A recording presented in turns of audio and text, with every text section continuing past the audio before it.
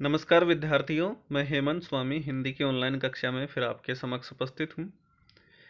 आज हमारा अध्ययन का विषय रहेगा कक्षा 9 की हिंदी पाठ्य पुस्तिका कृति का भाग 1 का अध्याय है रीढ़ की हड्डी, जिसके लेखक हैं जगदीश चंद्र माथुर।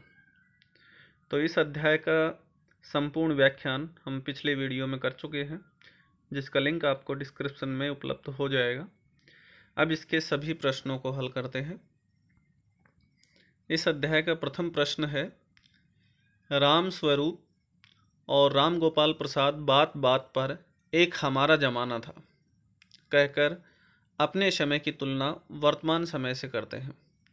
इस प्रकार की तुलना कहाँ तक तर्क संगत है कि बात बात पर वो कहते थे कि एक हमारा ज़माना था जब हम इतनी कचौड़ियाँ खा जाते थे।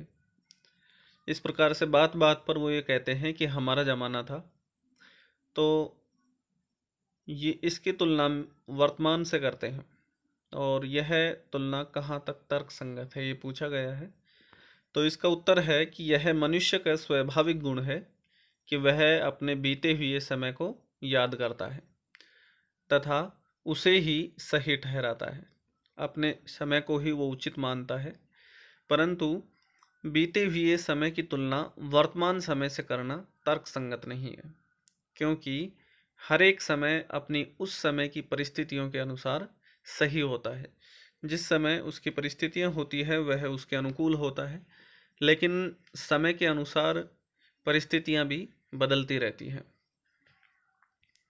यूं भी हर जमाने की अपनी स्थितियां होती हैं।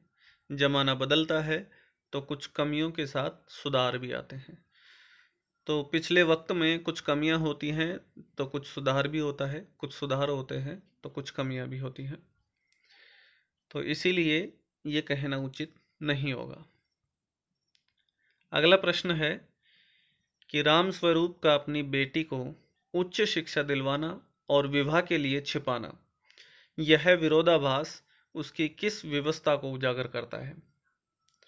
जो राम स्वरूप उमा के पिताजी हैं, तो उमा को उच्च शिक्षा दिलवाते हैं, उच्च शिक्षा प्रदान करते हैं, किंतु वो विवाह के लिए उसकी उच्च शिक्षा को छिपाते हैं और केवल मैट्रिक पास बताते हैं।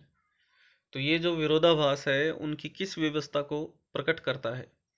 इसका जवाब है कि आधुनिक समाज में सभ्य नागरिक होने के बावजूद भी उन्हें अपनी बेटी के भविष्य की खातिर रूढ़िवादी या प्राचीन जो परंपरा के लोग हैं, तो उन रूढ़िवादी लोगों के दबाव में झुकना पड़ता है या झुकना पड़ रहा है।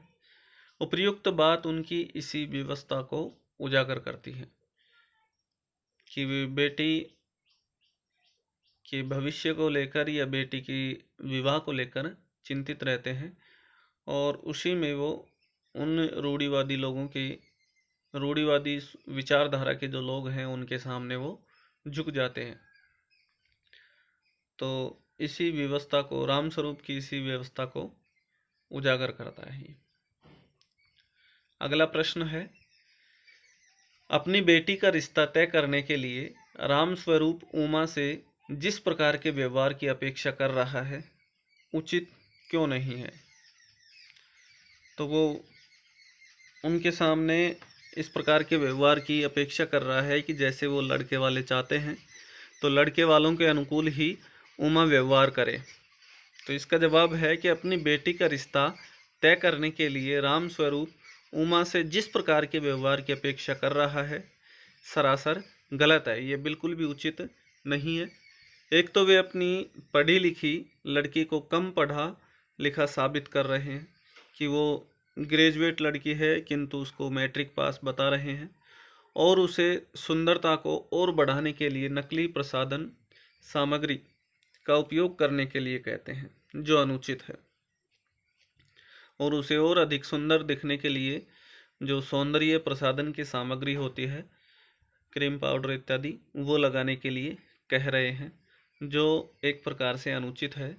साथ ही वे यह भी चाहते हैं कि उमा वैसा ही आचरण करे जैसा लड़के वाले चाहते हैं, परंतु वे यह क्यों भूल रहे हैं कि जिस प्रकार लड़के की अपेक्षाएं होती हैं, ठीक उसी प्रकार से लड़की की पसंद नापसंद का भी ख्याल रखना चाहिए। क्योंकि आज समाज में लड़का तथा लड़की को समान दर्जा प्राप्त है। इनके साथ कोई भेदभाव नहीं किया जाता है वर्तमान समाज में। अगला प्रश्न है कि गोपाल प्रसाद विवाह को बिजनेस मानते हैं और रामस्वरूप अपनी बेटी की उच्च शिक्षा छिपाते हैं। क्या आप मानते हैं कि दोनों ही समान रूप से अपराधी हैं? अपने विचार रखिए। जी हाँ, बिल्कुल, ये दोनों ही समान रूप से अपराधी हैं, क्योंकि गोपाल जो है वो रामस्वरूप की लड़की उमा का विवाह अपने बेटे से करवाने आते हैं शंकर से। तो वो आने पर सबसे पहले वो ये कहते हैं कि चलो बिजनेस की बात कर लेते हैं, अर्थात वो दहेज आदि की बात करने के लिए जिक्र कर रहे हैं। तो इधर दूसरी तरफ राम स्वरूप जो है वो अपनी बेटी को ग्रेजुएट पढ़ाकर भी गोपाल प्रसाद के सामने उन्हें मैट्रिक पास बता रहे हैं। तो मेरे विचार से दोनों ही समान रूप से अपराधी हैं। गोपाल प्रसाद विवाह जैसे पवित्र बंधन में भी बिजनेस खोज रहे हैं। वे इस तरह के आचरण से इस संबंध की मधुरता तथा संबंधों की गरिमा को भी कम कर रहे हैं। रामस्वरूप जहां आधुनिक सोच वाले व्यक्ति होने के बावजूद भी कायरता का परिचय दे रहे हैं, क्योंकि वो आधुनिक सोच वाले व्यक्ति हैं, इसलिए उन्होंने अपनी पुत्री उमा को उच्च शिक्षा प्रदान की है, किंतु वो फिर भी उनके समक्ष, लड़के वालों के समक्ष कायरता का परिचय दे रहे हैं। उनकी उच्च शिक्षा न बताकर उसे केवल मैट्रिक पास ही बताते हैं। आगे है कि वे चाहते तो अपनी बेटी के साथ मजबूती से खड़े होते और एक स्वाभिमानी वर की तलाश करते, न कि मजबूरी में आकर परिस्थिति से समझौता करते। तो अगला प्रश्न है कि आपके लाडले बेटे की रीढ़ की हड्डी भी है क्या? तो ये उमा के वाक्य हैं कि आपके लाडले बेटे की रीढ़ की हड्डी भी है या नहीं। उमा इस कथन के माध्यम से शंकर की किन कमियों की ओर संकेत करना चाहती है? तो उपर्युक्त कथन कि आपके बेटे की रीढ़ की हड्डी भी है या नहीं, चूंकि वो झुककर बैठता था, उसकी रीढ़ की हड्डी में प्रॉब्लम थी, कमजोर थी। तो उपर्युक्त कथन के माध्यम से उमा शंकर की निम्न कमियों की ओर ध्यान दिलाना चाहती है। ये उमा शंकर एक साथ मत पढ़ लेना, उमा लड़की का नाम है और शंकर लड़के का नाम है। तो उमा शंकर की निम्न कमियों की ओर ध्यान दिलाना चाहती है। प्रथम है कि शंकर का चरित्र अच्छा नहीं है। वह लड़कियों के हॉस्टल के चक्कर काटते हुए पकड़ा जा चुका है, जिसे उमा देख चुकी है, प्रत्यक्ष रूप से देख चुकी थी, इसलिए उसका चरित्र ठीक नहीं है। दूसरी कमी है कि उसका अपना निजी कोई व्यक्तित्व नहीं है। वह अपने पिता के पीछे चलने वाला बेचारा जीव है, जैसा कहा जाता है वैसा ही करता है। वह पिता की जी हुजूरी करता है, जैसा पिताजी कहते हैं उसकी हाँ में हाँ मिलाते रहते हैं, चाहे वो बात उचित हो या अनुचित हो। तो इसलिए उसका स्वयं का कोई व्यक्तित्व नहीं है। तीसरी कमी है कि वह शारीरिक रूप से भी समर्थ नहीं है। वह शरीर से कमजोर है, वह झुककर बैठता है तथा उससे तन कर भी नहीं बैठा जाता है। तो इस प्रकार से ये शंकर की कमियों की ओर संकेत करता है। अगला प्रश्न है, शंकर जैसे लड़के या उमा जैसी लड़की समाज को कैसे व्यक्तित्व की जरूरत है?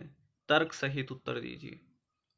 तो इसका जवाब है कि समाज में आज उमा जैसे व्यक्तित्व, स्पष्टवादिनी तथा उच्च चरित्र वाली लड़की की ही आवश्यकता है।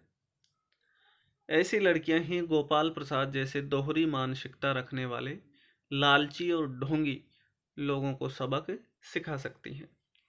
ऐसी लड़कियों से ही समाज और देश प्रगति कर पाएगा, जो आत्मविश्वास से भरी तथा निडर हो। इसके विपरीत शंकर जैसे लड़के समाज के लिए निरुपयोगी हैं, एक कलंक हैं।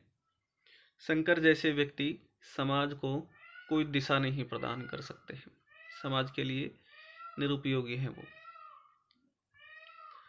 अगला प्रश्न है कि रीढ़ की हड्डी शीर्षक की सार्थकता स्पष्ट कीजिए।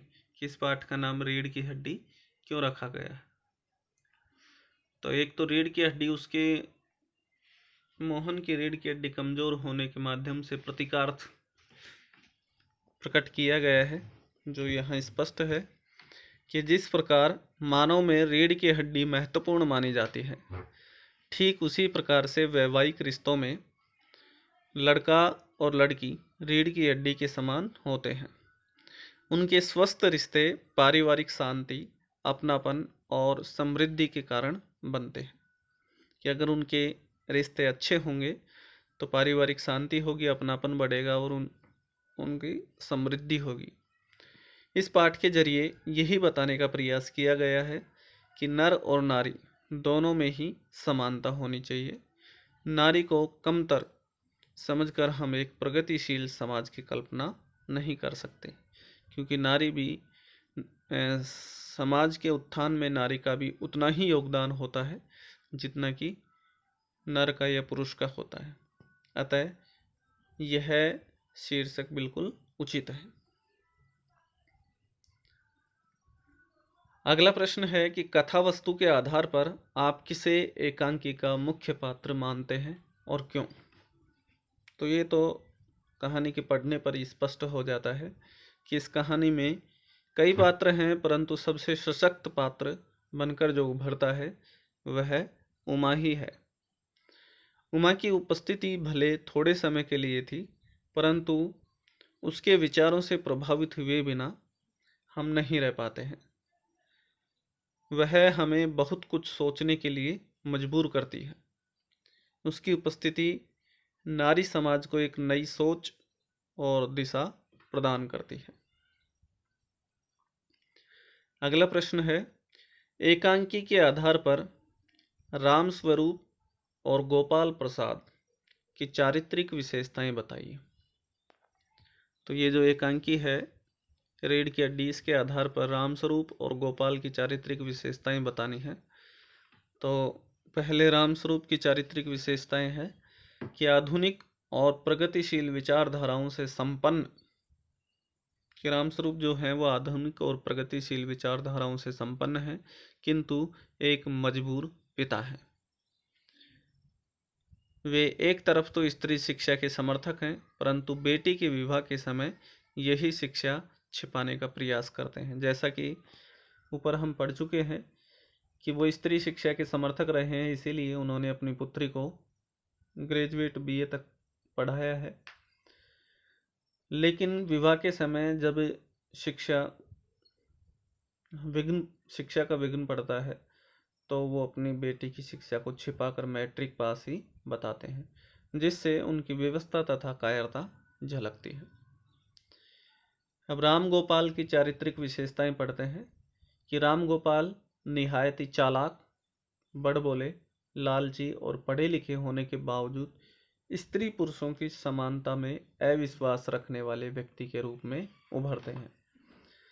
इसी कारणवश वे अपने मेडिकल पढ़ने वाला बेटे का विवाह कम पढ़ी लिखी लड़की से करवाना चाहते हैं। वे विवाह जैसे पवित्र रिश्ते को भी बिजनेस मानते हैं। इससे उनका लालची स्वभाव प्रकट होता है। अगला प्रश्न है कि इस एकांकी का क्या उद्देश्य है, लिखिए।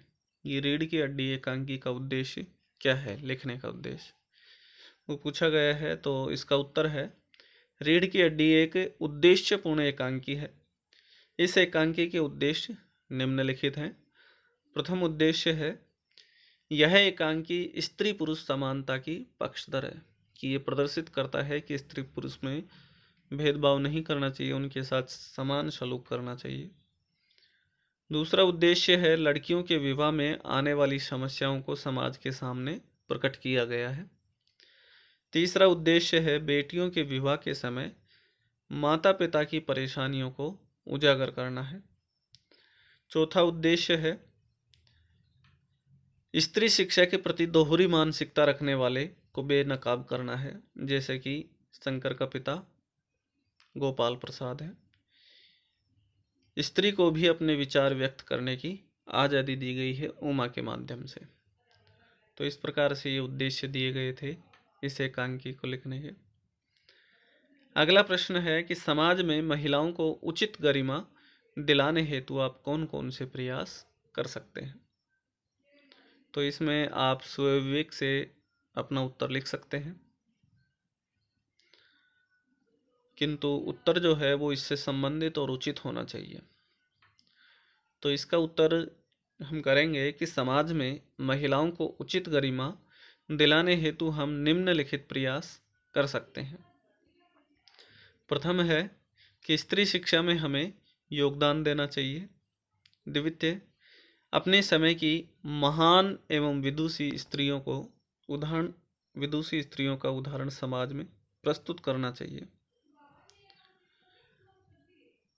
तृतीय है, उसके मान सम्मान का ध्यान रखना चाहिए, स्त्री के मान सम्मान का ध्यान रखना चाहिए। चतुर्थ, मीडिया आदि द्वारा उसके अस्तित्व की गरिमा बनी रहे यह देखना चाहिए तथा अश्लील चित्र आदि पर प्रतिबंध लगाना चाहिए।